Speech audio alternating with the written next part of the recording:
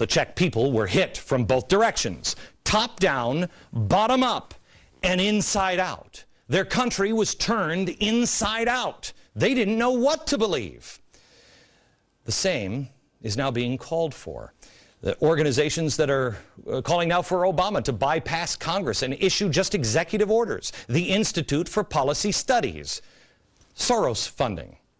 They came out with their annual report that literally says outside, inside. Outside pressure and inside strategy. What does that mean? It's just a different way of saying up and down pressure. Same thing, outside, inside. Now, how do I know about this strategy in Czechoslovakia? Well, it came from Jan Kozak's Communist Strategy paper. He was a writer and a member of the Communist Party at the time. He wrote this essay, and it was never intended to go public, but it accidentally did. We found it in a very old copy of the Congressional Records.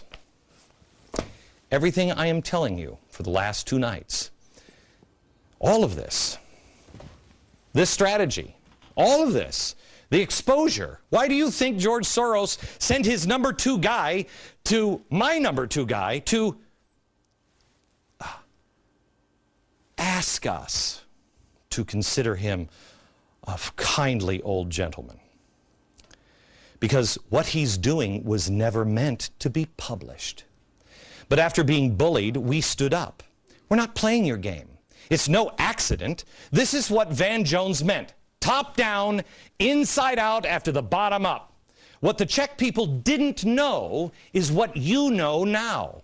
That there is an orchestration of the ground. It's all being orchestrated. You know the groups involved now, and you know who's at the top. The Czechoslovakian people didn't know that, so they ran to the people they usually trusted, but they called for the wrong people. The other thing that the Czechoslovakian people didn't know is the first lesson of the 9/12 Project. What was my goal when I introduced the 9/12 Project? To tell you, you are not alone. But here was one of the most important lines out of that, especially in retrospect. Listen to this. The truth is, they don't surround us. We surround them. This is our country. Why is that important? Because when you study what happened in Czechoslovakia, the people felt alone, and they felt surrounded. You're not alone, and they do not surround you. It's an illusion. It's a puppet show. It's a stage. The radicals need you to feel that way. They need you to riot. They need you to create chaos. They'll do it if you won't, but they'd prefer that you did it. So when Van Jones says bottom up, he means get out into the streets. Why do you think she's telling the young communists they're coming for you? Get out into the streets. It's a game.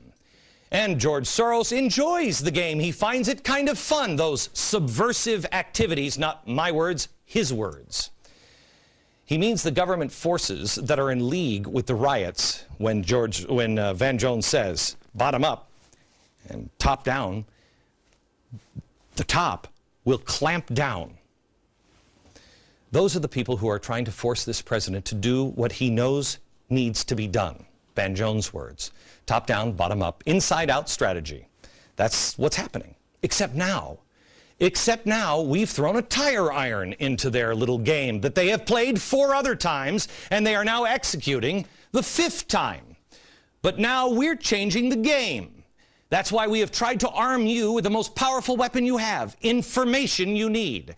Find all of this out. Find it out for yourself. Don't take my word for it. Know it and tell everyone you know. George Soros, you should know one thing, sir. We are not Czech citizens. We are Americans. I want to take a minute here to show you something that was released by George Soros last night, and the OSI, his charitable arm, because he's a philanthropist. And to be fair to him, I want to show what they rolled out, but I want you to know one thing. This guy has collapsed 4 countries, 4 regimes, 4 currencies. He's the most powerful man on earth, 35th richest man in the world. This is Enron. What you're seeing here, this is what happens when a company is in collapse. This is a desperate cry for George Soros to turn around and look at a guy at 5 o'clock in the afternoon. This is coming undone. You spread all of the information that we have given you, and you do your own homework. You verify yourself. Go to original sources and verify yourself and spread it.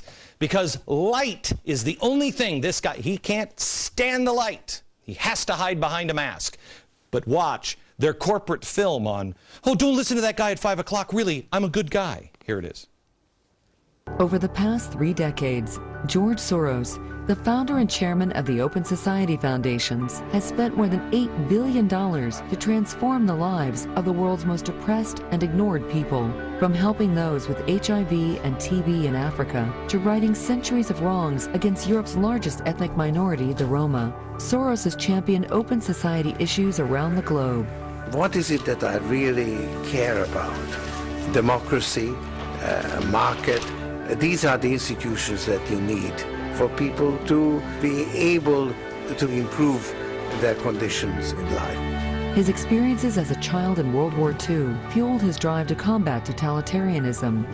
In the 1980s, his Open Society Foundations helped topple communism in Eastern Europe, strengthening democracy by supporting education, justice, and freedom of information.